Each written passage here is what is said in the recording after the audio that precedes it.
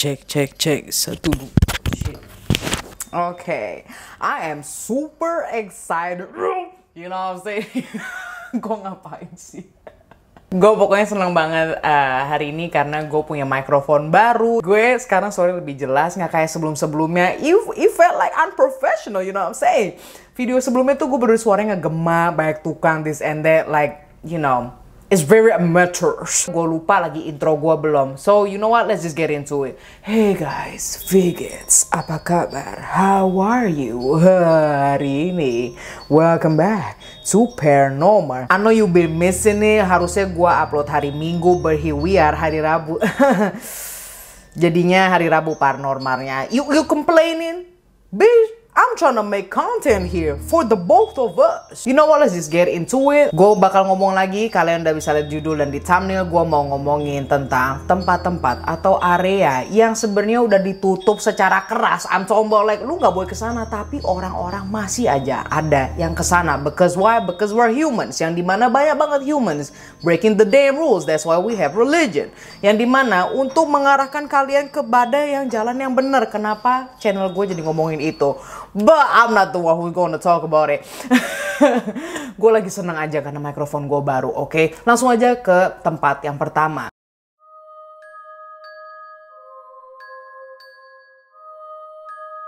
So, ini awal mulanya itu pada tahun 1990-an.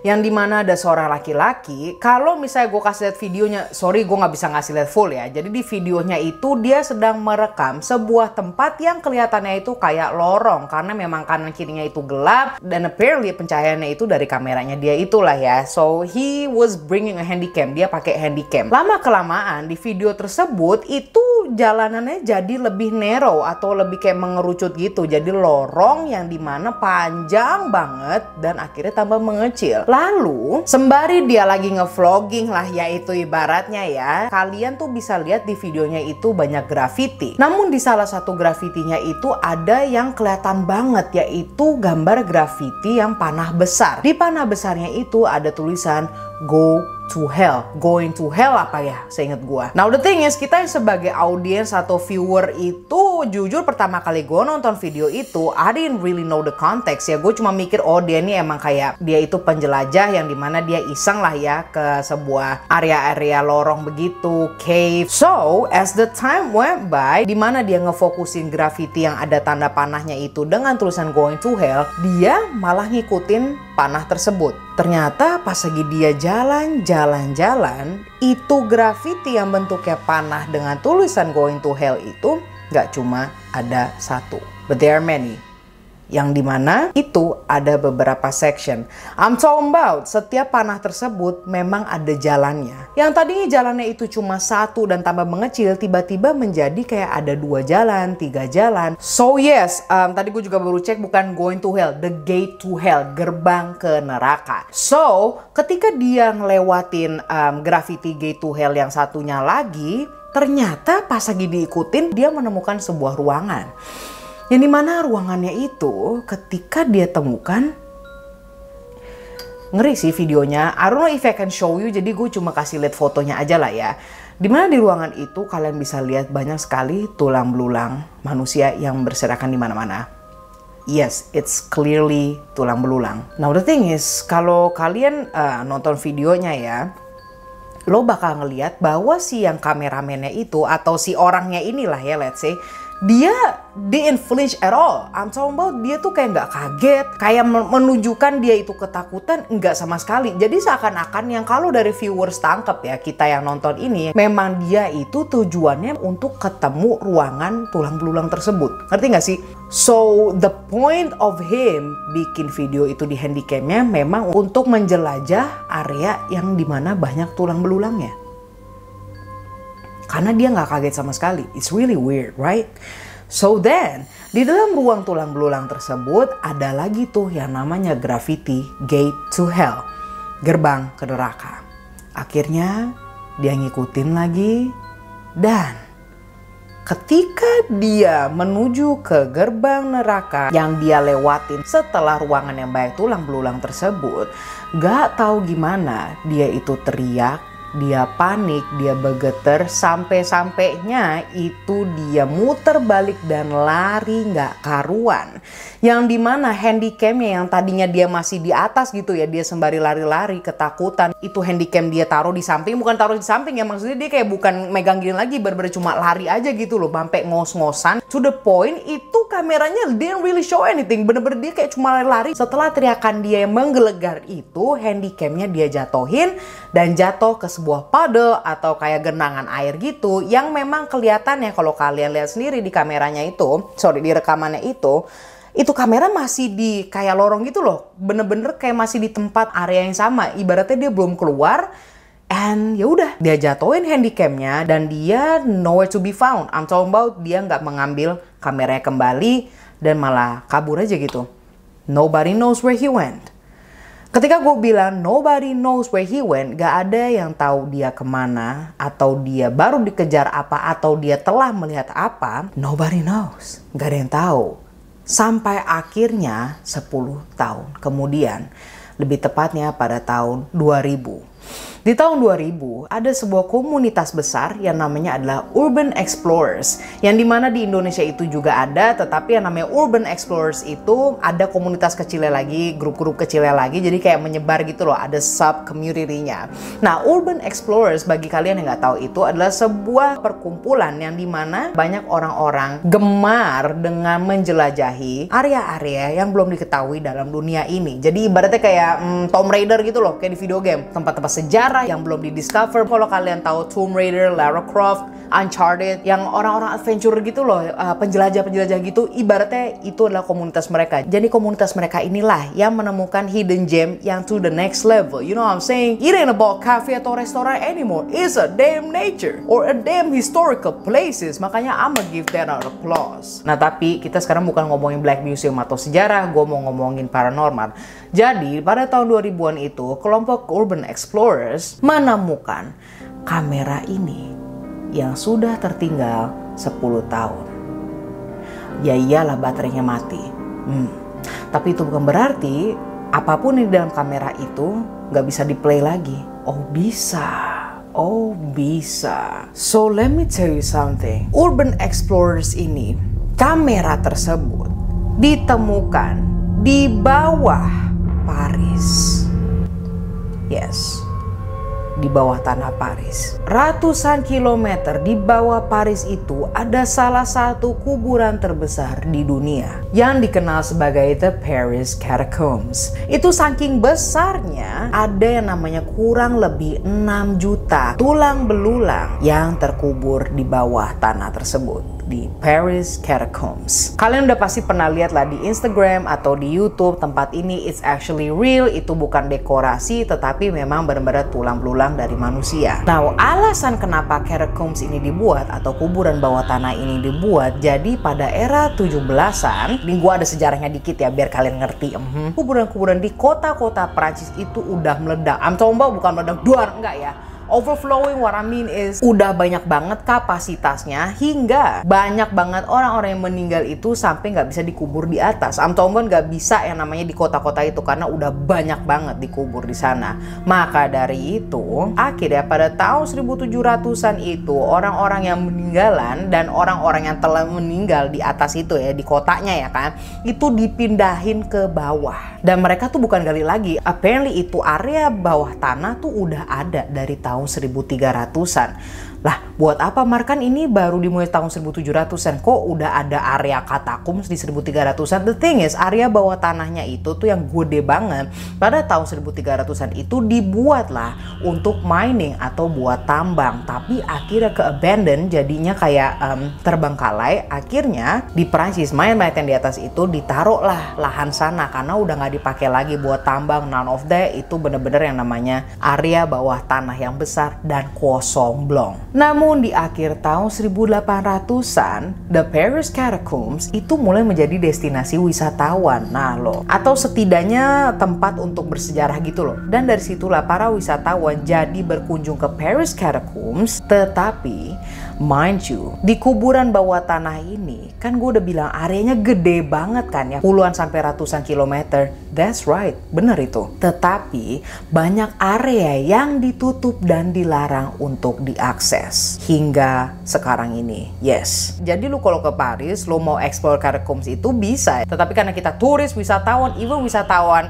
mancanegara, wisatawan lokal ya, maksudnya kayak orang-orang Prancis juga, untuk ke sana mereka nggak bisa tuh ke tempat-tempat yang dilarang itu, karena memang cuma puluhan kilometer doang yang lu bisa jelajahin. Bahkan sekarang gue lihat lagi pada tahun 2021 tahun kemarin, mereka jadi mengecilkan areanya. Maksud gue adalah para wisatawannya itu cuma bisa nge-explore dikit, dan itu pun pakai tour guide. So, now that means, gue balik lagi lah ya. Now the interesting part was, kamera yang ditemukan para urban explorers itu merupakan salah satu area yang tidak boleh diakses. Walaupun itu ibaratnya dilarang, para urban explorers ini banyak banget yang nyari akses lewat sewer, maksudnya kayak saluran air. Ew, I know, but that's the price they gotta pay. Sampai ada yang namanya kereta bawah tanah. Ada beberapa urban explorers yang meninggal karena mereka itu memaksakan dirinya, badannya itu untuk shimmying atau apa ya bahasa Indonesianya, untuk masukin badannya ke pecahan dinding yang sempit itu dan berharap masuk ke bagian catacombs yang belum dijelajah. Yeah, it's pretty crazy. And FYI, itu catacombs itu nggak cuma satu lantai doang, nggak dalam satu surface. What I'm talking about, you know what I'm saying, like. Tetapi itu catacombs mempunyai levels atau ada lapisannya lagi. Jadi apapun yang terjadi di sana dan membuat si laki-laki itu yang pertama kali lari nggak karuan sampai ngejatuhin kameranya, mungkin itu ada alasannya. Kenapa area? Ya, jadi ada alasannya mengapa ada beberapa area di katakom Paris itu tertutup dan tersembunyi. And by the way, when I say 100 km itu, jadi lo bisa bayangin itu nggak cuma di bawah Paris aja, tetapi juga melampaui, itu bahasa Indonesia bukannya, melewati kota-kota di Prancis lainnya. Dan gue bakal kasih tahu satu lagi nih ya, cuma di area turis doang yang dikasih lampu atau pencahayaan gitulah ya. Jadi area-area yang tersembunyi dan tertutup itu is black. I'm talking about blacknya pitch black, hitam sehitam-hitamnya, like the limit of hitam. I'm talking about kok hitam sih, gelap. Nah, selain itu gelap, kalian juga dikelilingi oleh jutaan tulang belulang manusia dari tahun 1700-an.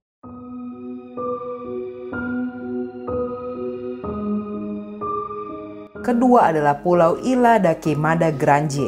Jadi, ini adalah sebuah pulau kecil yang kelihatannya itu beautiful. I'm talking about like bener-bener kalau lu ngelihat dari berapa kilometer aja itu kelihatannya itu cantik, it's really lushful. Dan yes, ini terletak 93 miles dari pantai di Brazil. Tapi walaupun itu pulaunya kelihatan cantik, seger, ya pokoknya ibaratnya kayak pulau hidden gem gitu lah. Dari tadi gue ngomong hidden gem ya. Ibaratnya emang hidden gem yang harusnya tetap hidden aja gitu loh, nggak usah dicari-cari. But anyways, let's continue. So, walaupun pulaunya ini terlihat cantik, lushful, bener-bener kayak I really wanna go there, tetapi Navy di Brazil, angkatan laut di Brazil itu melarang everybody and their mama to go to that damn island. Why? Now listen to my story. Now you know it's a serious problem karena ini udah bener-bener nyangkutin Navy.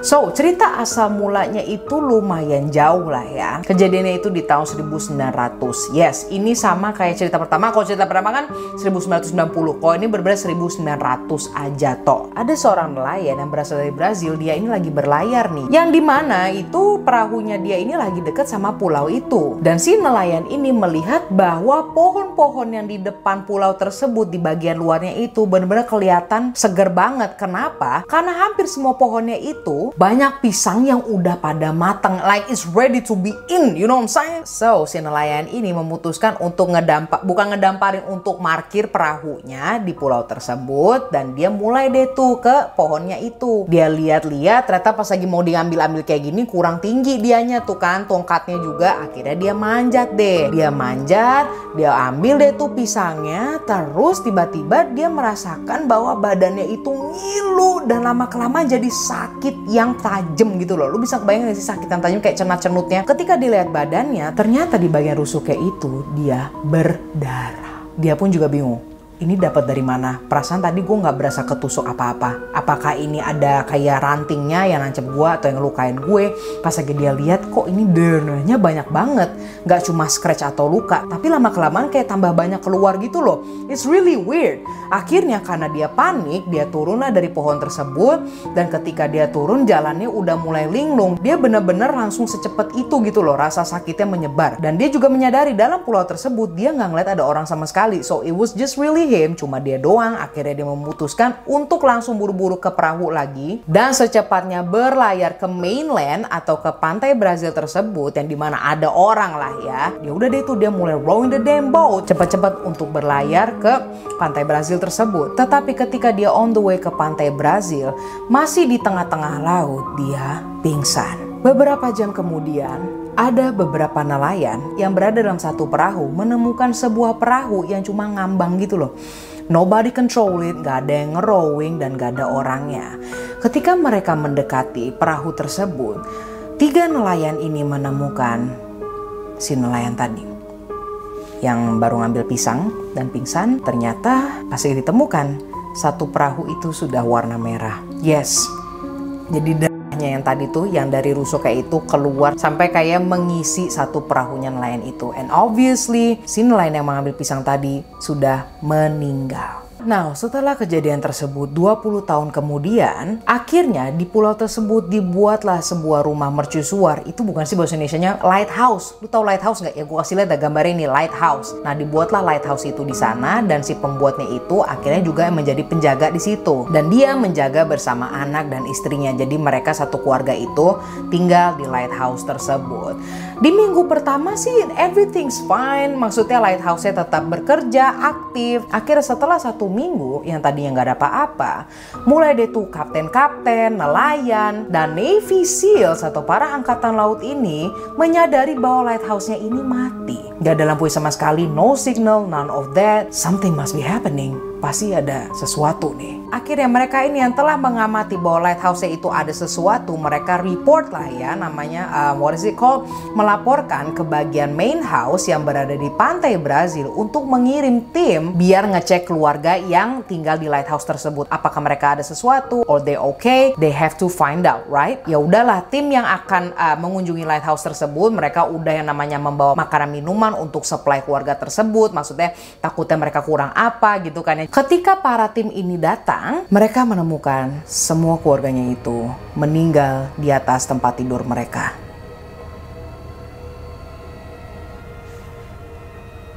Namun cuma ada 2 petunjuk yang memberikan informasi kecil ada apa dengan mereka semua. Actually itu informasi yang lumayan besar sih. Satu adalah luka yang sama pada badan mereka semua, dan kedua adalah jendela yang terbuka. Karena ketika mereka datang pintunya itu dikunci, everything's locked, jendela di bawah itu ketutup, tapi jendela kamar mereka itu terbuka. Now, what really happened? Apa yang terjadi? Telah diketahui mereka itu ternyata kena racun. Dan racunnya ini, ya anjing. So yes, balik lagi. Sumpah gue mesti nunggu at least sejam biar ini lampu gue nyala.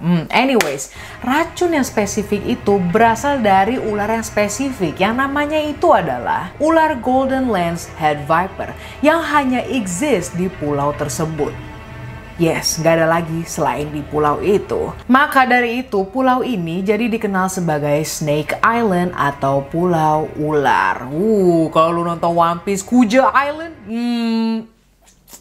anime referensinya mesti gue kurangin kali ya, karena wibu. Oke, long story short, ada seorang researcher pada tahun 2007, dia ini mengetahui bahwa di Pulau Snake Island ini ada at least 3.000 ular. 3.000 ular tersebut yang hidup di pulau itu. Dan dikarenakan tidak ada orang yang hidup di pulau tersebut, jadi food chain-nya, makanan mereka itu adalah burung-burung. Yang dimana mereka itu banyak banget betengger. Kok betengger sih? Pada ngelilitin dirinya itu di pohon. Ya emang ada sih daratannya juga, tetapi di pohon lebih banyak. Karena itu ular-ular bisa makan burungnya dari pohon, dari ujung atas pohon gitu. Nah, orang-orang yang dapat ke pulau kesana itu hanya Navy SEAL atau Angkatan Laut Brazil, yang cuma hanya untuk ngisi baterai baterai atau ngerawat lighthouse tersebut. Dan itu pun juga kejadiannya 1 tahun sekali. Dan of course, lo masih inget urban explorers kan?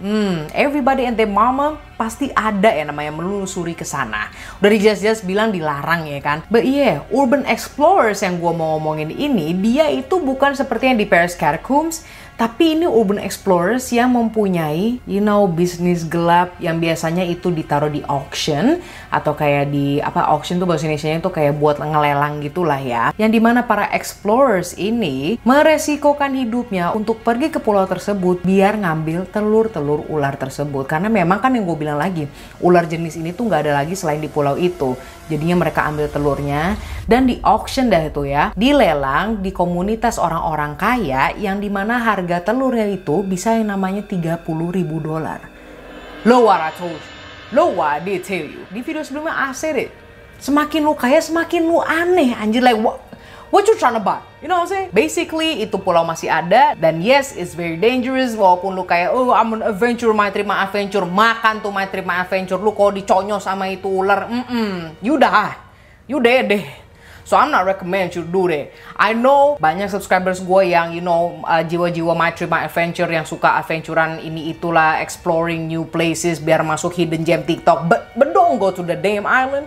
You know what I'm saying? Gak usah lah ke pulau itu. Kalau lu mau ke Catacombs, go. Let's go with me. Gue mau sih ke Catacombs, tapi bukan ke area yang bahaya. Oke, I'm saying? Well, I guess this is it, guys. Memang ini videonya itu lumayan pendek ya. Karena dari tadi gue banyak gangguan ya. Kayak mulai dari lampu gue, abis itu kamera gue tiba-tiba mati, this and that. Terus ada yang ngetok pintu, ternyata nggak ada orang. Man, it's been mystical in here. Sebenarnya gue ketakutan sih. So I guess this is it, guys. Thank you guys for watching Paranormal. And if you like my content, sembari nunggu video barunya, go check out my Black Museum playlist atau Paranormal playlist, or any playlist that I have in here. Don't forget to like and subscribe. And if you love my aesthetics and want to know my updates, go follow my Instagram. And I will see you when I see you. I love you guys. Sembari bikin thumbnail. So kaget. Ngapain sih?